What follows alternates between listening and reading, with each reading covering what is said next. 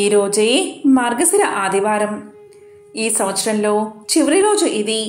రేపటి నుంచి ఆంగ్ల నూతన సంవత్సరం జనవరి 1వ తేదీ 2024 ప్రారంభమవుతుంది. ఈరోజు అర్ధరాత్రిలోగా లక్ష్మీ కటాక్షం కోసం ఈ కథను విన్నా, చదివినా, చెప్పినా, వినిపించినా 2024వ సంవత్సరంలో మీకు ధనానికి ఎటువంటి లోటు ఉండదు. లక్ష్మీ కటాక్షం మీకు కలుగుతుంది. కాబట్టి లక్ష్మీ అనుగ్రహం కోసం తప్పకుండా వినాల్సిన ఆ కథలేమిటో ఇప్పుడు ఈ వీడియోలో తెలుసుకుందాం. హిందూ సాంప్రదాయంలో లక్ష్మీదేవి సిరి సంపదలకు దేవత. వివిధ భాగ్యాల అధిష్టాన దేవతలుగా ఈ లక్ష్మీదేవిని అష్టలక్ష్ములుగా పూజిస్తూ ఉంటాం. దేవాలయాల్లో మనం అష్టలక్ష్ములను చూస్తూ ఉంటాం. అమ్మవారు మనకు ఆదిలక్ష్మిగా, ధాన్యలక్ష్మిగా, ధనలక్ష్మిగా, ధైర్యలక్ష్మిగా, గజలక్ష్మిగా, అదేవిధంగా సంతానలక్ష్మిగా, విజయలక్ష్మిగా, విద్యాలక్ష్మిగా మనకు సాక్షాత్కరిస్తూ ఉంటుంది. ఈరోజు అమ్మవారికి సంబంధించిన విశేషమైన కథలను ఇప్పుడు విందాం. చాలా కాలం పూర్వం సురదుడు అనే ఒక మహారాజు ఉండేవాడు. అతను మహాబలశాలి, అపరిమిత సైన్యం, అఖండమైన పరాక్రమము గల ఆ రాజు పేరు విన్నంతనే ఇతర రాజులు గడగడలాడిపోయేవారు. క్రమక్రమంగా సురదుడికి తన గురించి తనకే గర్వం కలగసాగింది. అహంకారం కన్నా దుర్మార్గమైనది మరొకటి లేదు కదా. అదెక్కడ అంకురిస్తుందో అక్కడ సర్వనాశనం ప్రారంభమవుతుంది. ఎక్కువ పెరిగితే అక్కడ పతనమే జరుగుతుంది. ఎక్కడ విస్తరిల్లుతుందో అక్కడ ప్రాణాల మీదకి వస్తుంది. చివరికి ప్రాణహాని కూడా కలుగుతుంది. అలాంటి రాకూడని గర్వమే ఆ మహారాజుకు వచ్చింది. దైవదత్తాలను, అనుగ్రహాలను అయిన సమస్తాన్ని తన ప్రజ్ఞ అనుకోసాగాడు. పెద్దలు, అమాత్యులు, శ్రేయోభిలాషులు చెప్పిన మాటలను పెడచెవిన పెట్టడం మొదలుపెట్టాడు. దైవాన్ని తిరస్కరించసాగాడు. నా విష్ణుః పృథ్వీపతిః అని ఏదో సందర్భంలో చెప్పబడిన ఆర్యోక్తిని పురస్కరించుకుని తానే విష్ణువు అనుకున్నాడు. లక్ష్మీదేవి తన ఇల్లాలు అనుకున్నాడు. లక్ష్మీ పూజను సైతం తిరస్కరించాడు. తన పట్ల తిరస్కారం చూపిన వాడిని లక్ష్మి ఏనాడూ క్షమించదు. అటువంటి వాడికి తన ప్రభావాన్ని చూపించే తీరుతుంది. అలాగే సురదునికి కూడా బుద్ధి చెప్పాలి అనుకుంది లక్ష్మీదేవి. జీవానికి మూలమైన ధైర్యలక్ష్మి అతని పట్ల ఎంతో కోపంగా ఉంది. ఆ కారణంగా సురదుని పేరు చెప్పగానే భయపడిపోయే రాజులు అతనిపై యుద్ధాన్ని ప్రకటించారు. ఎవరో ఒకానొక అతి చిన్న సంస్థానాధీశ్వరుడు పరిసరాల రాజులను పోగు చేసి యుద్ధాన్ని నడుపుతున్నాడు. ధైర్యలక్ష్మి వక్రించినను అహంకారం పెరగడం వల్ల సురదుడు ముందు వెనుక ఆలోచించక యుద్ధానికి సిద్ధమయ్యాడు. ఒక్క రోజులో శత్రువులను పారద్రోలాలి అనుకున్నాడు. తన సైన్యం 1,00,000 మంది కాగా శత్రువులు 10,000 మందే ఉన్నారు. అయినా మొదటి రోజు యుద్ధంలో శత్రు సైన్యం స్వల్పంగా నష్టపోయింది. తన సైన్యంలో 10,000 మంది మరణించారు. దానితో సురదుడి అహం దెబ్బతిన్నది. అహంకారం అంటే వేడియెక్కిన గాజుపలక లాంటిది. చిన్న చన్నీటి చుక్క పడితే బీటలు అయిపోతుంది. ఇప్పుడు అదే జరిగింది. అహం దెబ్బతినడంతో ధైర్యాన్ని ఆశ్రయించబోయాడు సురదుడు. కాని ధైర్యలక్ష్మి యొక్క కరుణ తప్పింది కదా. అందువల్ల ఆ యుద్ధంలో ధైర్యం కోల్పోసాగాడు. ధైర్యలక్ష్మికి భక్తుడైన ధీమంతుడు అనే చిన్న సంస్థానాధిపతి మిత్ర రాజ్యాల స్వల్పబలంతో సురదునిపై గెలుపు సాధించసాగాడు. సురదుడు భార్యా కుమార్తెలతో సహా అడవులకు పారిపోయాడు. కుటుంబ సహితంగా పారిపోయిన సురదుడు సుమేధుడు అనే ఋషి ఆశ్రమం చేరి అక్కడ తలదాచుకున్నాడు. ఒకనాడు సురదుని భార్య సుమేధుని కాళ్లపై పడి తన భర్త ఎందుకో భయపడుతున్నాడని మంత్రమో తంత్రమో చేసి అతనిని అనుగ్రహించమని ప్రాధేయపడింది. అంత సుమేధ మహర్షి సురదుని పిలిచి వివరాలు అడిగాడు. సురదుడు అంతా చెప్పాడు. దానికి నిట్టూర్చి సుమేధుడు ఇలా చెప్పసాగాడు. ఓ మహారాజా, నీ బలానికి కొదవలేదు. నీవు యుద్ధం చేస్తే గెలుపు నీకే దక్కుతుంది. కాని నీవు ప్రధానంగా ధైర్యాన్ని కోల్పోయావు. భయము జయాన్ని కలిగించదు. భయస్థుడుకు ఇహపరాలు రెండూ దక్కవు. నాయనా, రాజుకు ధైర్య సాహసాలు ప్రధానాలు. నీవు ధైర్యం వేయడం వల్ల నీ సైన్యం కూడా పిరికితనం వహించింది. ఇదంతకీ మూలం నీవు క్షత్రియ ధర్మబద్ధంగా ధైర్యలక్ష్మిని ఆరాధించకపోవడమే. అందువల్ల ఆ అమ్మ నీకు అన్నిటినీ అనుగ్రహించి ధైర్యాన్ని మాత్రం తొలగించింది. అందుకు నీ అహంకారమే కారణమై ఉంటుంది. నా మాట విని నీవు ధైర్యలక్ష్మిని ఆరాధించు, ఆమె దయను పొందు అని మంత్రోపదేశం చేశాడు మహర్షి.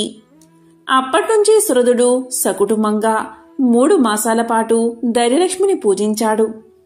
రక్తవర్ణ, రక్తాంబరి, రక్తమాల్య భూషధారిని, రక్తచందన దిగ్విజయమైన ఆ తల్లిని అతి నియమంగా ఆరాధించాడు. పూజ తర్వాత ఆమె ప్రసాదం తప్ప మరేమీ తినియరగడు. అతని భక్తికి ధైర్యలక్ష్మి ఆనందించింది. దీంతో ధైర్యలక్ష్మి సురదుడికి దర్శనమిచ్చి, సురదా, ఏం కావాలో కోరుకు అన్నది. అప్పుడు సురదుడు అమ్మవారికి నమస్కారం చేసి, తల్లి, నీవు నాయందే ఉండు అని పలికాడు. అనుగ్రహించింది తల్లి.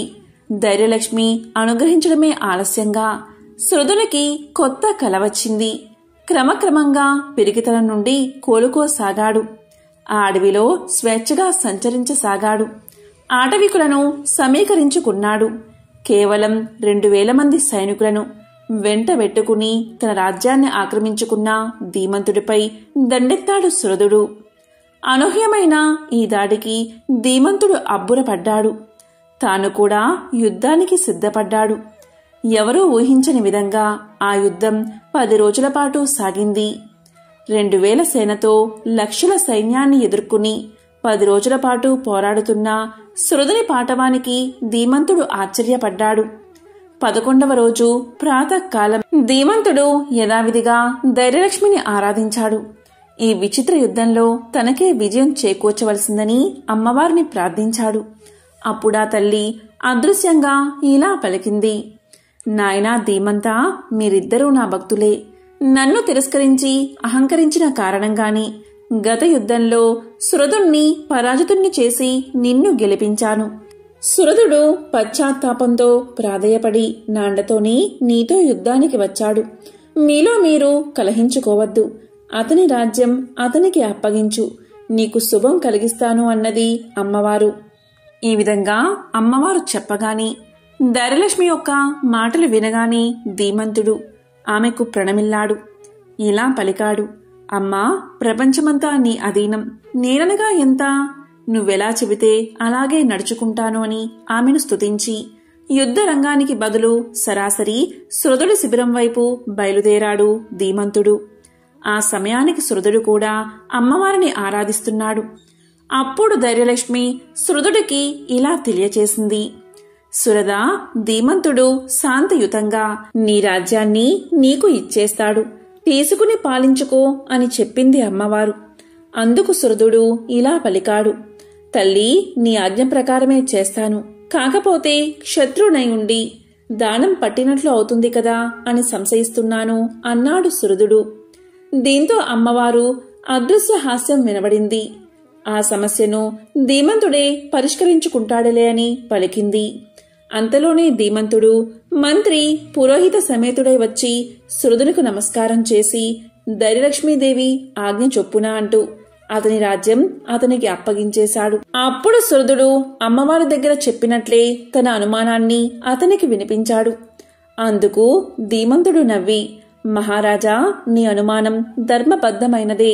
కనుక క్షత్రియుడు గ్రహించదగిన కన్యను నాకిచ్చి భరించవలసిన రాజరికాన్ని మీరు వహించవలసింది అని చెప్పగా సురదుడు అంగీకరించి తన కూతురైన అమృతవల్లిని ధీమంతుడికి కన్యాదానం చేశాడు.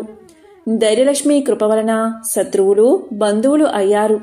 కాబట్టి జీవులు ఎల్లవేళలా ధైర్యలక్ష్మిని విడవక సేవిస్తూనే ఉండాలి. ఎంతో పవిత్రమైన విశేషమైన ఈ కథ విన్నా చదివినా ధైర్యలక్ష్మి కృపకు పాత్రులు అవుతారు. పూర్వకాలంలో అవంతి నగరంలో సుబ్బిశెట్టి అనే వర్తకుడు ఉండేవాడు. లోభత్వం కలిగిన సుబ్బిశెట్టి ఎవరికి ఏ సహాయము చేసేవాడు కాదు. వారు ఎంతటి కష్టంలో ఉన్నా ఏమాత్రం ధన సహాయం చేసేవాడు కాదు. సుబ్బిశెట్టి లోభత్వాన్ని చూసి అందరూ అతన్ని ఈసడించుకునేవారు. ఆ ఊరి దేవాలయంలో ఉత్సవాలు జరిగినప్పుడు ప్రజలు తమకు తోచిన ధనాన్ని ఇచ్చేవారు. కాని సుబ్బిశెట్టి మాత్రం చాలా కొద్ది సొమ్ము మాత్రమే ఇచ్చేవాడు. అది కూడా విసుక్కుంటూ ఇచ్చేవాడు. అతని పిసినారితనం భార్యకు అలాగే ఇద్దరు కుమార్తెలకు నచ్చేది కాదు. కొంతకాలానికి సుబ్బిశెట్టి కుమార్తెలకు వివాహం జరిగి వారి దారిన వారు వెళ్లిపోయారు. వయసు మీద పడుతున్నది కదా, ఇక తీర్థయాత్రలకు తీసుకెళ్లమని భార్య సుమతి సుబ్బిశెట్టిని ఎంతో ప్రాధేయపడింది. దానికి సుబ్బిశెట్టి ఇలా అన్నాడు, అదంతా వ్యయ ప్రయాసలతో కూడిన పని, ఇక్కడి నుంచే నమస్కరిస్తే సరిపోతుంది అని భార్యను కసిరాడు. సుబ్బిశెట్టి రోజులు ఇలా గడుస్తూ ఉండగా భార్య సుమతికి ఏదో తెలియని వింత రోగం వచ్చింది. పగలంతా చక్కగా ఉండే మనిషి సాయంత్రం కాగానే విపరీతమైన కాళ్ళ నొప్పులు వచ్చి కదలకుండా అయిపోయేది. బాధతో విలవిల్లలాడేది. భార్య ఎంత బాధపడుతున్నా సుబ్బిశెట్టి మాత్రం ఆమెను ఏ వైద్యుడి వద్దకు తీసుకు వెళ్లలేదు. మందులకు చాలా ఖర్చవుతుందని ఆమెను కసురుకునేవాడు. రోజు రోజుకు సుమతి బాధ ఎక్కువ కాసాగింది. ఇది వరకు సాయంత్రానికి వచ్చే కాలనొప్పులు ఇప్పుడు మధ్యాహ్న సమయానికే రాసాగాయి. అంతేకాదు చేతులు కూడా విపరీతంగా నొప్పి చెయ్యసాగాయి. ఏ వస్తువు ఇటు తీసి అటు పెట్టే ఓపిక లేకపోయింది. భార్య ఇంతగా బాధపడుతున్నా కూడా సుబ్బిశెట్టి తనకు ఏమీ పట్టనట్లు ఉండేవాడు.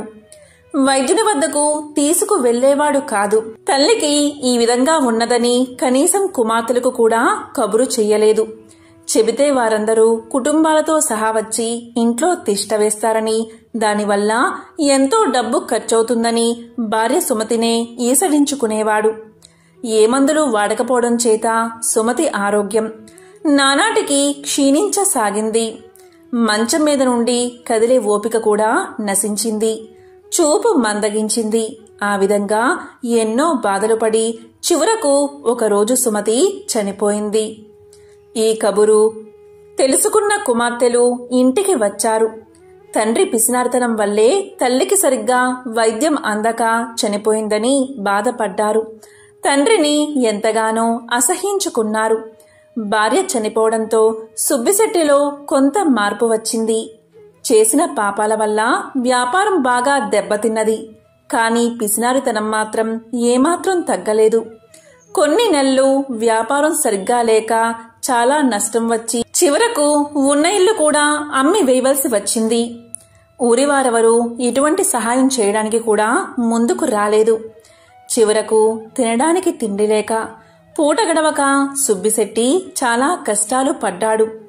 ఎంతో దర్జాగా బతికిన ఆ ఊరిలోని తల ఎత్తుకోలేక ఒకరోజు అర్ధరాత్రి ఊరు విడిచి బయలుదేరాడు. ఒంట్లో ఏమాత్రమూ ఓపిక లేదు.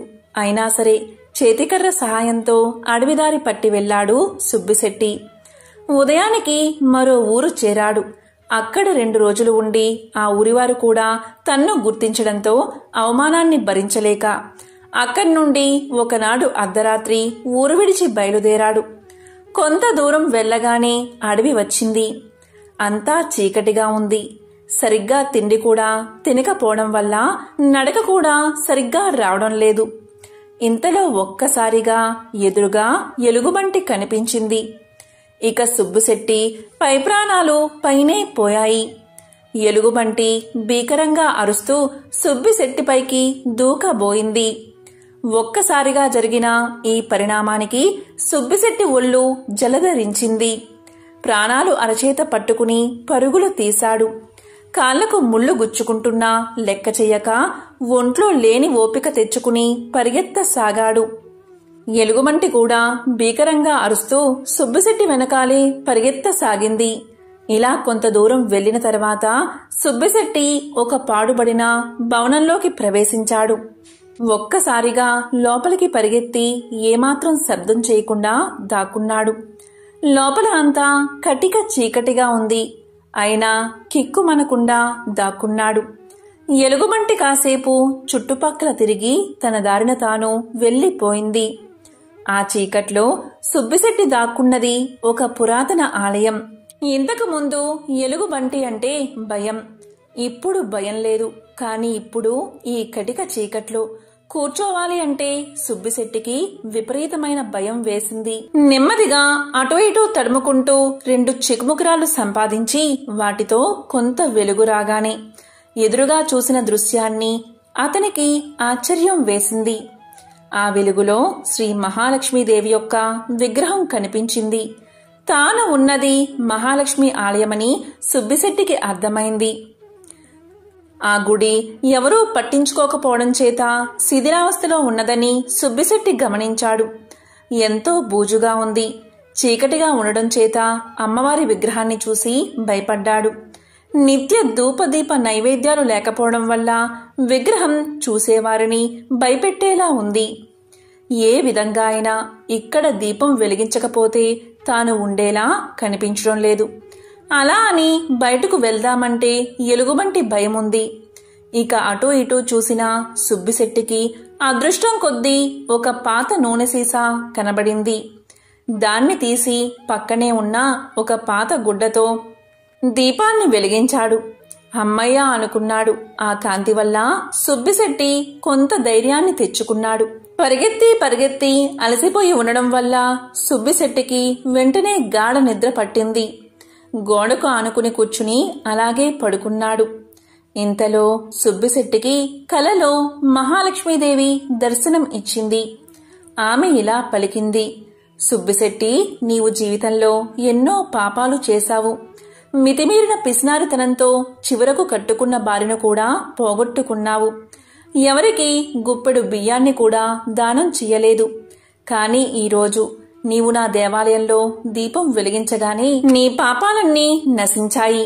ఎన్నో సంవత్సరాలుగా ఈ దేవాలయాన్ని ఎవరూ పట్టించుకోవడం లేదు. ఇన్నాళ్ల తర్వాత నీవు ఇక్కడ దీపాన్ని వెలిగించడంతో నేను నిన్ను అనుగ్రహించాను. ఈ ఒక్క పుణ్యకార్యం వల్ల నీ పాపాలన్నీ తీరిపోయాయి. ఇవిగో ఈ బంగారు నాణాలు తీసుకో. వీటితో ఇక ముందు సంతోషంగా ధర్మ ప్రపత్తులతో జీవిస్తూ కాలం గడుపు అంది అమ్మవారు. తెల్లవారగానే సుబ్బిశెట్టికి మెలకువ వచ్చింది. ఒక్కసారిగా ఆ రాత్రి తనకు వచ్చిన కలను గుర్తు చేసుకున్నాడు. కలలో అమ్మ దర్శనం లభించినందుకు ఎంతో ఆనందించాడు. తాను చేసిన తప్పులకు ఎంతో పశ్చాత్తాపపడ్డాడు. తన భార్యను చేతులారా పోగొట్టుకున్నందుకు ఎంతో బాధపడ్డాడు. ఇలా బాధపడుతూ ఉండగా ఎదురుగా ఒక పల్లెల్లో బంగారు నాణాలు కనబడ్డాయి.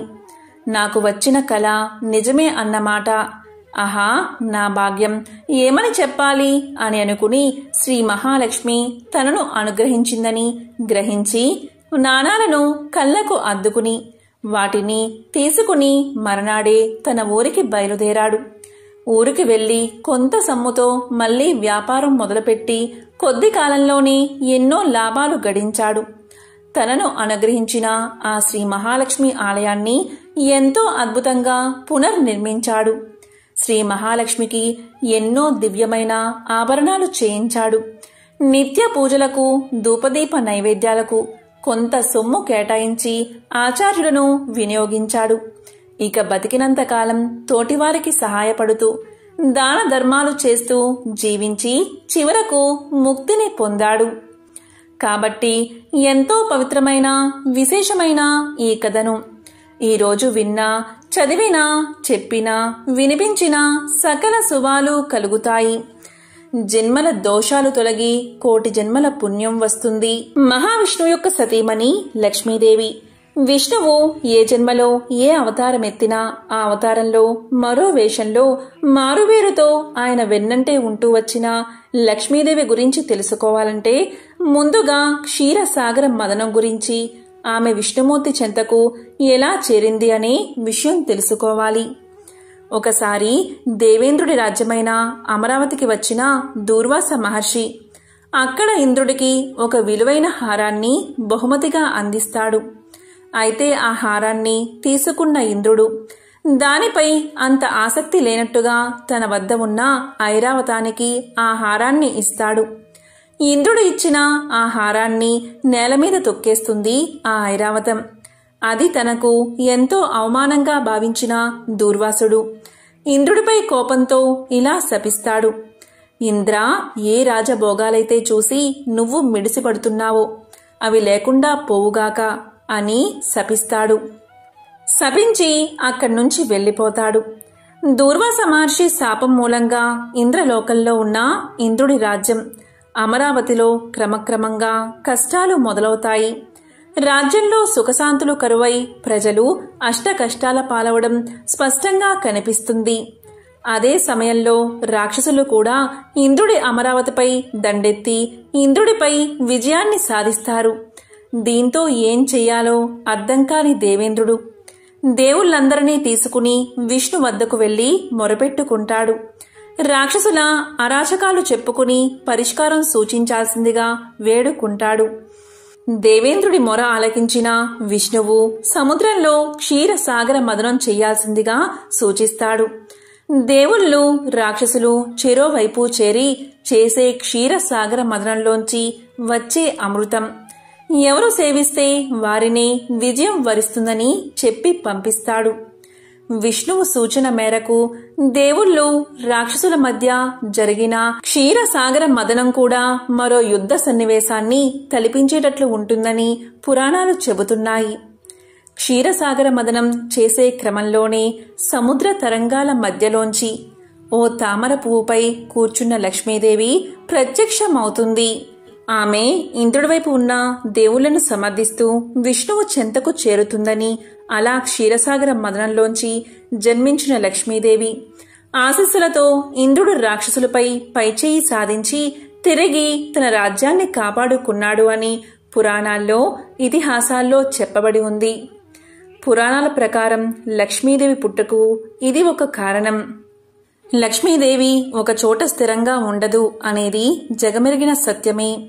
గర్విష్ఠులు ఈర్ష్యా ద్వేష పూరితుల ఇంట్లో లక్ష్మీదేవి కొలువై ఉండదు అనడానికి దుర్యోధనుడి ఉదంతమే ప్రబల ఉదాహరణ. ఒకరోజు తన తండ్రి ధృతరాష్ట్రుని ముందు నిలిచిన దుర్యోధనుడు పాండవాదుల పట్ల తనకు గల అక్కసునంతా వెళ్లగక్కుతాడు.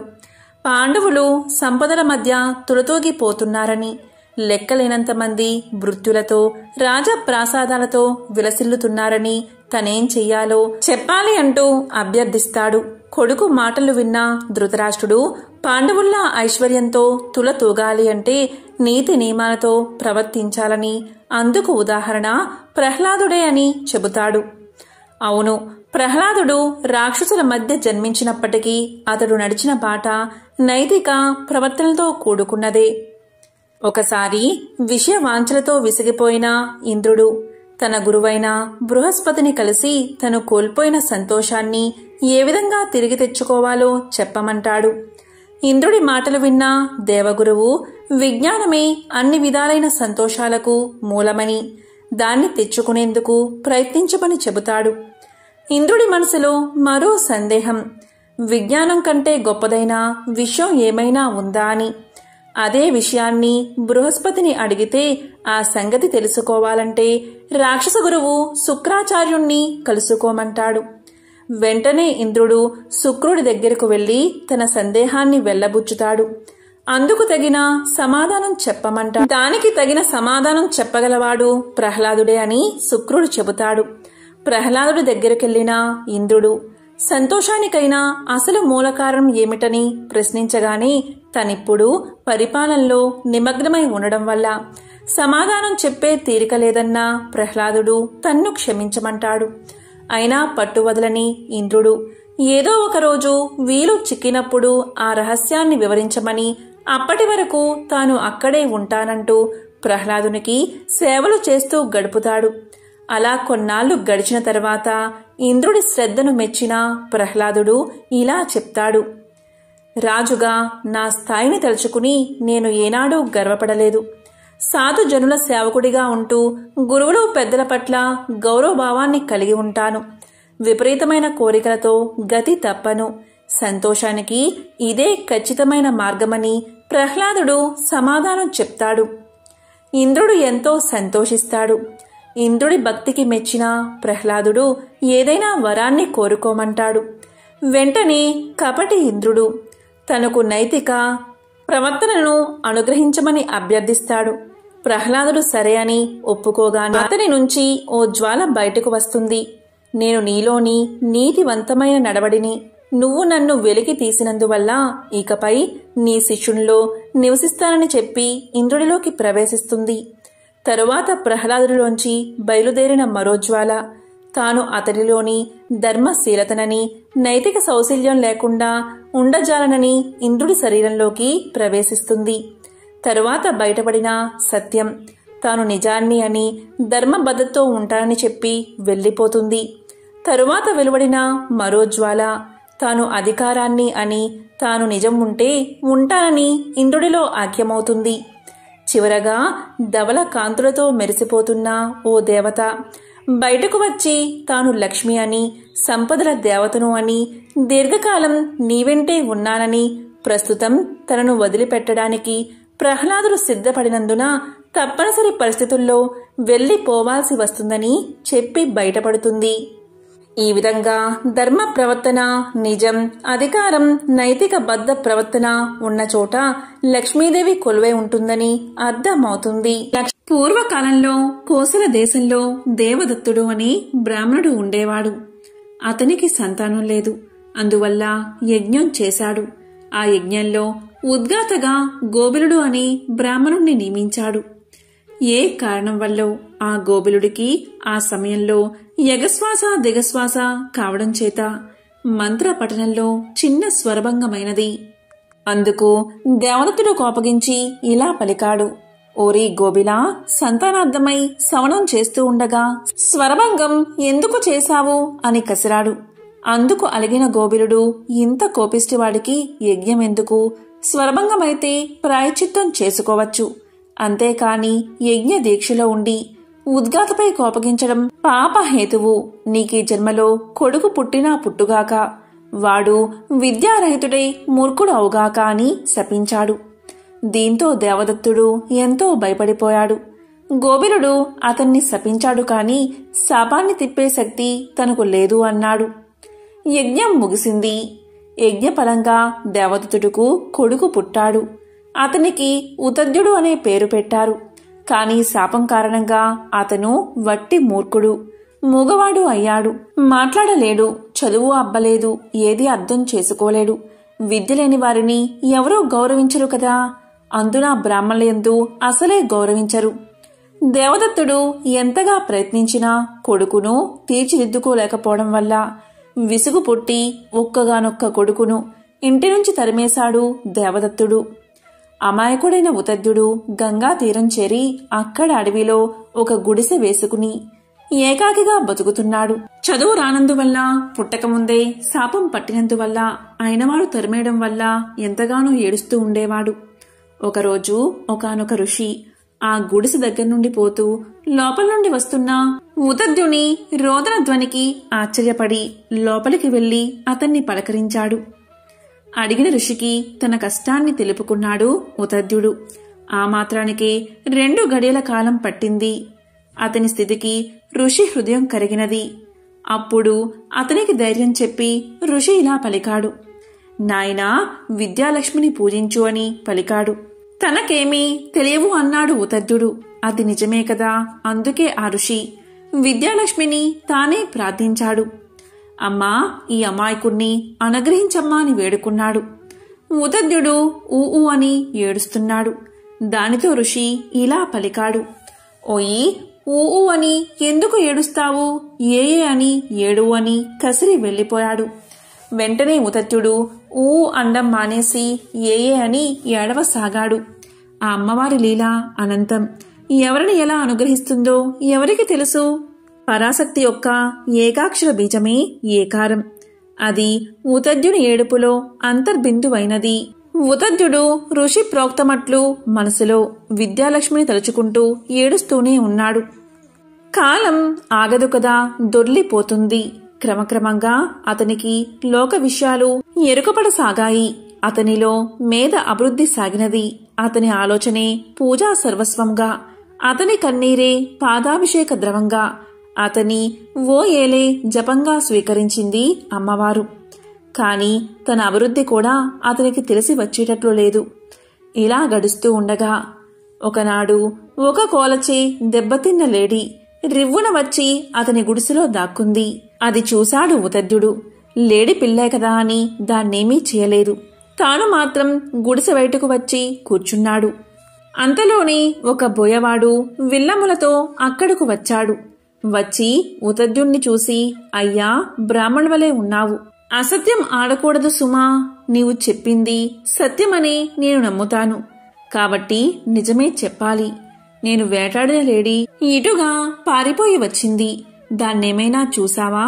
ఎలా వెళ్ళిందో, ఎక్కడికి వెళ్ళిందో సత్యం చెప్పు. వేట లేకపోతే నా సంసారం ఆకలితో చనిపోతుంది అన్నాడు వేటగాడు. ఉతద్యుడు దీంతో ధర్మ సంకటంలో పడ్డాడు. అసత్యం ఆడకూడదు అంటే అబద్ధం చెప్పకూడదు. నిజం చెప్తే లేడీ చనిపోయింది, చెప్పకపోతే బోయవాని సంసారం పోతుంది. అలా దుఃఖిస్తూ ఈ సమస్య పరిష్కరించడానికి నాకు చదువు లేదు కదా అని లోపలే బాధపడుతూ శ్రీ విద్యాలక్ష్మి దయవల్ల టక్కున అతనికి ఒక శ్లోకం వచ్చింది. అతడు ఇలా పలికాడు, ఓ బోయవాడా, దేన్నైనా చూడగలిగిన వానికి అంటే కన్నులకు మాట్లాడే శక్తి లేదు. మాట్లాడగలిగిన దానికి అంటే నోటికి చూసే శక్తి లేదు. ఓ కిరాతకుడా, నేనేదో నా ధ్యానంలో నేనుండగా నీవెందుకు నన్ను లేడికై పదే పదే అడుగుతావు అని అన్నాడు ఉతద్యుడు. ఇలా పలకగానే తక్షణమే అదృశ్య దేవతలు సత్యం సత్యం అని పలికారు. అతనికి సత్యవ్రతుడు అనే బిరుదు ఇచ్చారు. బోయవాడు అతనికి నమస్కారం చేసి వెళ్లిపోయి అతని గురించి పట్టణంలో చెప్పసాగాడు. మరికొంతకాలానికి ఆ సత్యవ్రతుడే శ్రీ విద్యాలక్ష్మి కృపా కటాక్షంచే మహాకవిగా మారాడు. ఈ శ్రీ విద్యాలక్ష్మి ప్రభావాన్ని చదివినా విన్నా సర్వశుభాలు కలుగుతాయి. సంపదకు దేవత అయిన లక్ష్మీదేవి ఆశీర్వాదం కోసం భక్తులు ఆమెను పూజిస్తూ ఉంటారు. దీనివల్ల లక్ష్మీదేవి ఆశీస్సులు తమపై ఎప్పుడూ ఉంటాయని ప్రగాఢంగా నమ్ముతారు. లక్ష్మీదేవి సిరి సంపదల దేవత. అయితే లక్ష్మీదేవి ఎటువంటి ఇంట్లో ఉంటుందో ఈ చిన్న కథ ద్వారా మనం తెలుసుకుందాం. పూర్వకాలంలో ఒకానొక గ్రామంలో మిత్రశర్మ అనే బ్రాహ్మణుడు ఉండేవాడు. అతను లక్ష్మీదేవి యొక్క పరమ భక్తుడు. అయితే ఏమైందో ఏమోగాని ఒకసారి లక్ష్మీదేవి మిత్రశర్మపై కోపగించుకుని మిత్రశర్మకు సాక్షాత్కరించి ఇలా పలుకుతుంది.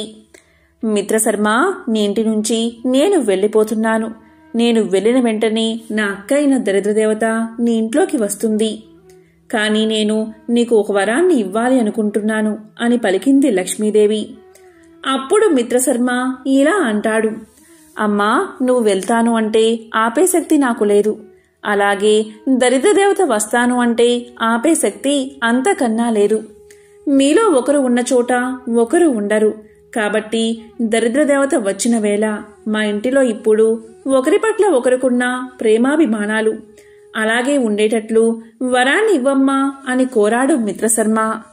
వెంటనే లక్ష్మీదేవి తదాస్తు అని పలికి ఆ ఇంటి నుంచి వెళ్లేటప్పుడు మిత్రశర్మకు వరాన్ని ప్రసాదిస్తుంది. కొన్ని రోజుల తర్వాత ఇంటిలో వంట చేస్తున్న మిత్రశర్మ భార్య కూరలో ఉప్పు కారం సమపాలనలో వేయమని కోడలికి చెప్పి గుడికి వెళ్లిపోయింది. కొంతసేపటికి చిన్న కోడలు ఉప్పు కారం కూరలో వేసి ఏదో పనిలో పడిపోయింది. మరికొంతసేపటికి పెద్ద కోడలు వచ్చి కూరలో ఉప్పు వేశారో లేదో అని అనుమానం వచ్చి తను కూడా ఆ కూరలో మళ్లీ ఉప్పు కారం వేసేస్తుంది. ఇంతలో అత్తగారు గుడి నుంచి ఇంటికి వస్తుంది. కూరలో ఉప్పు కారం వేశారో లేదో అని అనుకుని తాను కూడా కొంత ఉప్పు వేస్తుంది. ఇక మధ్యాహ్నం సమయమైనది. మిత్రశర్మ భోజనానికి కూర్చున్నాడు. మిత్రశర్మ భార్య భోజనాన్ని వడ్డించింది.